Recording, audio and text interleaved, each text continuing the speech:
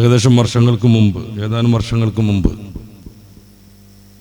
പ്രധാനപ്പെട്ട ഒരു എൻട്രൻസ് എക്സാമിൽ കന്യാസ്ത്രീകളിൽ പെടുന്ന ഒരു സഹോദരി പങ്കെടുക്കുകയും അവരോട് ശിരോവസ്ത്രം ഒഴിവാക്കിയ ക്ലാസ്സിൽ കയറാൻ പാടുള്ളൂ, പരീക്ഷാ ഹാളിൽ കയറാൻ പാടുള്ളൂ എന്ന് ആ പരീക്ഷ നടത്തിപ്പുകാർ നിഷ്കർഷ വച്ചപ്പോൾ അത് വലിയൊരു പ്രശ്നമായി, വിവാദമായി, മതസ്വാതന്ത്ര്യത്തിന് വിരുദ്ധമായി, ഇന്ത്യൻ ഭരണഘടന അനുവദിക്കുന്ന വസ്ത്രസ്വാതന്ത്ര്യത്തിന് വിരുദ്ധമായി കൊട്ടിഘോഷിച്ചവരാണ് പൊതുസമൂഹവും ഇപ്പറയുന്ന എല്ലാ വിഭാഗങ്ങളും.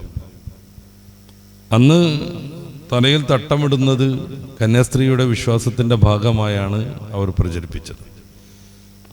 ആ സ്ത്രീയോട് അന്ന് നിങ്ങൾ എന്തുകൊണ്ട് പിന്നെ പരീക്ഷയിൽ പങ്കെടുക്കാതിരുന്നു എന്ന് ചോദിക്കുമ്പോൾ തൻ്റെ തലയിലിട്ട വസ്ത്രത്തിനൊരു വിശുദ്ധി ഉണ്ടെന്നും അത് സഭയുടെ കൽപ്പനയാണെന്നും അതിന് വിരുദ്ധമായി ജീവിക്കാൻ പാടില്ലെന്നും അതിനേക്കാൾ ഭേദം പരീക്ഷ ഉപേക്ഷിക്കുന്നതാണെന്നുമായിരുന്നു അവരുടെ വിശദീകരണം.